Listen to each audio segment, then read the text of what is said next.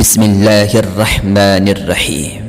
محترم ناظرین، السلام علیکم۔ لوگ نبی کریم صلی اللہ علیہ وسلم کے ارد گرد بیٹھے تھے۔ نبی کریم صلی اللہ علیہ وسلم نے فرمایا، ابھی تھوڑی دیر میں تمہارے پاس ایک جنتی آدمی آئے گا۔ دیکھا تو حضرت ابوبکر صدیق رضی اللہ تعالی عنہ تشریف لائے تو ان کو اس کی مبارکبادی دی گئی۔